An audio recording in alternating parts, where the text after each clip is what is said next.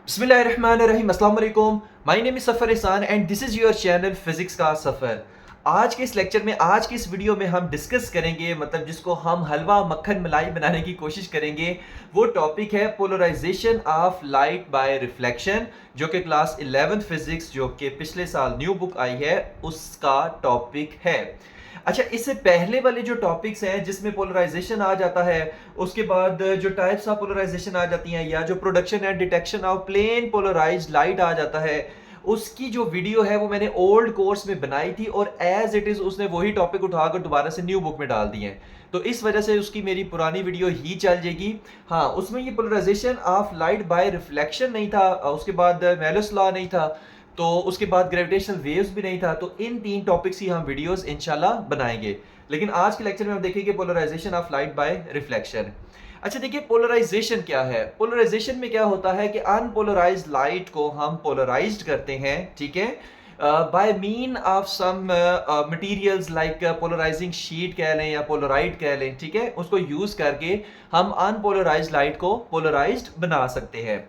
लेकिन polarization of light by reflection से हमने देखा कि लाइट जो रिफ्लेक्टेड लाइट होती है, चाहे वो reflection from the surface of water हो रही हो या चाहे वो रिफ्लेक्शन ग्लास प्लेट से हो रही हो, तो हमारे पास जो अनपोलराइज्ड लाइट है वो या तो पार्शियली पोलराइज्ड हो जाती है या कंप्लीटली प्लेन पोलराइज्ड लाइट हो जाती है। ओके हो गया। इसका मतलब है कि हम पोलराइजेशन जो है वो रिफ्लेक्शन की मदद से भी करवा सकते हैं। ओके हो गया। और आज वही हमने देखना है कि किस तरह से करा सकते हैं। अब फॉर एग्जांपल ये जो मीडियम है ना, ये जो ग्रीन लाइन है ना, इसके ऊपर वाला मीडियम एयर है, नीचे वाला मीडियम जो है वो क्या है, वो ग्लास है। यहाँ पर मैंने लिखा भी है ये एयर है, ये ग्लास है। एयर का रिफ्रैक्टिव इंडेक्स होता है 1.0 और ग्लास का रिफ्रैक्टिव इंडेक्स क्या है, 1.52। अच्छा, अब ये हमारे पास क्या है, मीडियम 1 है, ये मीडियम 2 है। जो एयर है वो मीडियम 1 है, जो ग्लास है वो क्या है, मीडियम 2 है। अच्छा, अब देखिए लाइट आ कहां से रही है, unpolarised light, incident unpolarised light, ये आ रही है एयर से और टकराएगी ग्लास सरफेस के ऊपर। कहां पे टकराएगी, ग्लास सरफेस के ऊपर टकराएगी। ओके हो गया। यहां से लाइट आई, ग्लास सरफेस से टकरा कर कुछ जो है वो रिफ्लेक्ट होगी और कुछ रिफ्रैक्ट होगी। यहां पर ना मैं थोड़ी सी रफ सी या डायग्राम बनाने की कोशिश करता हूं ताकि साथ साथ समझ आती रहे कि ये हमारे पास क्या है, ग्लास है, ठीक है, ये हमारे पास मीडियम कौन सा है, एयर है, और लाइट हमारे पास आई है एयर से और ग्लास की सरफेस से टकरा कर, और क्या हो गया, रिफ्लेक्ट हो गया, और कुछ पार्ट उसका क्या हो गया है, रिफ्रैक्ट हो गया है। आपको पता है कि जब लाइट मीडियम चेंज करती है, एक मीडियम से दूसरे मीडियम में जाती है, तो पार्शियली वो कहते हैं कि रिफ्लेक्ट हो जाती है और पार्शियली रिफ्रैक्ट हो जाती है। ओके हो गया। रिफ्रैक्ट मतलब मीडियम के अंदर चले जाना, और रिफ्लेक्ट मतलब उसी मीडियम में वापस चले जाना टकरा कर। अच्छा, अब क्या होगा, अब इसमें कुछ टर्मिनोलॉजीज देखते हैं, उसके बाद कॉन्सेप्ट पे आते हैं, ठीक है। इसी लेक्चर में हम ब्रिस्टल लॉ भी कवर करेंगे। अब हमारे पास ये जो एंगल है, ये आपके पास है इंसिडेंस एंगल थीटा आई, थीटा आई, या आप इसको थीटा पी भी लिख सकते हैं, पोलराइजिंग एंगल। ओके हो गया। और ये आपका कौन सा है, ये आपका है रिफ्लेक्टेड एंगल, या इसको भी हम पोलराइजिंग एंगल थीटा पी बोल सकते हैं। पता है क्यों, क्योंकि ये एंगल और ये एंगल दोनों इक्वल होते हैं। मतलब जिस एंगल के ऊपर ऐसे लाइट आ रही है उसी एंगल के ऊपर ऐसे रिफ्लेक्ट करेगी। ओके हो गया। तो अगर ये थीटा पी है तो ये भी क्या होगा, थीटा पी होगा। और ये जो एंगल है ना, ये आपके पास क्या है, ये है थीटा आर है। ओके हो गया। अच्छा, अब देखें इसमें जो मजे की कहानी है, यहां पर देखिए एक स्पेसिफिक खास एंगल होता है कि जिस एंगल के ऊपर हम लाइट को इंसिडेंस करवाएं, लाइट को फॉल करवाएं, तो वो ग्लास प्लेट से टकरा कर रिफ्लेक्ट होगी, और रिफ्लेक्ट होके वो कंप्लीटली प्लेन पोलराइज्ड लाइट बन जाएगी। मैं फिर से बता रहा हूं कि अगर हम एक स्पेसिफिक एंगल, जैसे 57 डिग्री है, वैसे ही 57.5 डिग्री होता है, इस पे अगर हम लाइट को फॉल करवाएं, कौन सी लाइट, अनपोलराइज्ड लाइट, और ये ग्लास प्लेट से टकराए और रिफ्लेक्ट होकर वापस इसी मीडियम में चली जाए, तो जो रिफ्लेक्ट होकर लाइट जाएगी वो आपके पास क्या होगी, कंप्लीटली प्लेन पोलराइज्ड लाइट होगी। इसको हम जो है वो पोलराइड की मदद से भी देख सकते हैं कि अगर हम पोलराइड रखें ना, और किसी एक स्पेसिफिक डायरेक्शन में वो लाइट की इंटेंसिटी को शो करेगा, जब हम उसको रोटेट करेंगे तो लाइट इंटेंसिटी शो नहीं करेगा।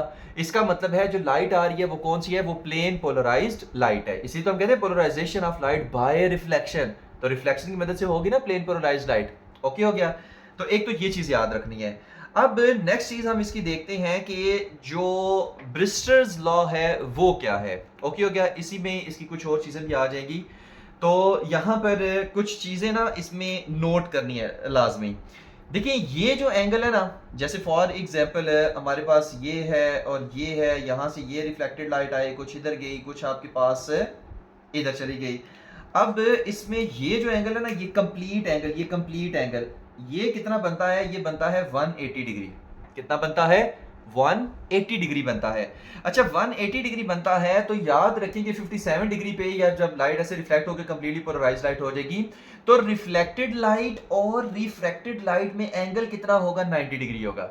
मतलब कि ये जो आपके पास एंगल होगा ना, ये कितना होगा? 90 डिग्री होगा। रिफ्लेक्टेड लाइट और रिफ्रैक्टेड लाइट में जो एंगल है वो आपके पास कितना होगा? 90 डिग्री होगा। ओके हो गया। अच्छा अब इसमें फिर और चीजें देख लेते हैं। यहां पर देखिए कि अगर आपने ये वाला रिलेशन देखना है कि theta P plus theta R जो है ये 90 डिग्री होता है। अब ये 90 डिग्री किस तरह से होता है हम उस चीज को डिस्कस करते हैं। देखिए किस तरह से 90 डिग्री होता है। देखिए अगर हमारे पास ये पूरा 180 डिग्री है तो यहां पर आप लिख लें 180 डिग्री। ओके हो गया, ये पूरा 180 डिग्री है। इसमें से आपने क्या करना है, ये जो है ना, ये आपके पास फॉर एग्जांपल किसके इक्वल है? इसमें ये थीटा पी भी आ रहा है, इसमें ये 90 डिग्री भी आ रहा है, इसमें ये थीटा आर भी आ रहा है। तो इन तीनों एंगल्स को प्लस करें ना, थीटा पी ये छोटू सा एंगल, ये 90 डिग्री, ये थीटा आर, इन तीनों को प्लस करें तो टोटल एंगल कितना बनता है? 180 डिग्री। ठीक है, टोटल एंगल कितना बनता है? 180 डिग्री बनता है। अच्छा अब 90 डिग्री को इधर लें तो ये आ जाएगा 180 degree minus 90 degree is equal to theta P plus theta R. अब ये आपके पास क्या बना? 180 माइनस 90 डिग्री, ये बना है 90 degree is equal to theta P plus theta R. Okay हो गया, आ गया ना रिलेशन। तो हमारे पास जो सम होता है theta P plus theta R का, वो आपके पास किसके इक्वल होता है? 90 डिग्री के इक्वल होता है। ठीक है, होप्स हो कि ये स्टेप जो है वो आपको समझ आ गया होगा। सही है। अच्छा अब नेक्स्ट कहानियों पे चलते हैं। ये जो ब्रिस्टर्स लॉ है ये आपके पास क्या है? देखें, the particular angle of incidence on a transparent medium when the reflected light is almost plane polarized is called polarizing angle। ये आपके पास polarizing angle है 57 डिग्री। ठीक है, ये आपके पास क्या है? polarizing angle है। कहता है ये एक ऐसा पर्टिकुलर एंगल है कि जिस पे जो है वो reflected light is almost plane polarized light, कि ऐसे एंगल ऑफ इंसिडेंस जिस पे रिफ्लेक्टेड लाइट जो है वो almost plane polarize, completely plane polarized हो जाए, तो ऐसे इंसिडेंस एंगल को आप क्या कहेंगे? Polarizing angle. तो अक्सर ये डेफिनेशन आ जाती है कि व्हाट इज पोलराइजिंग एंगल, तो आपको पता होना चाहिए पोलराइजिंग एंगल क्या होता है। और एक और चीज आपकी बुक में लिखी हुई है कि पोलराइजिंग एंगल के ऊपर रिफ्लेक्टेड लाइट और रिफ्रैक्टेड लाइट में ये जो एंगल होता है ये कितना होता है? 90 डिग्री होता है। सही है, तो ये कंडीशंस पूरी होनी चाहिए। ठीक है, तो अब हम इसको रेस करते हैं और देखते हैं कि हमारे पास ये जो ब्रिस्टर्स लॉ की और कहानियां हैं वो क्या हैं और ये ब्रिस्टर्स एंगल क्या है। एक और मजे की बात बताएं, ये जो एंगल ऑफ पोलराइजेशन है ना, यही आपके पास ब्रिस्टर एंगल है। जो एंगल ऑफ पोलराइजेशन है यही आपके पास क्या है? ब्रिस्टर एंगल है। तो देखते हैं भाई ये किस तरह से हमारे पास वर्क करता है।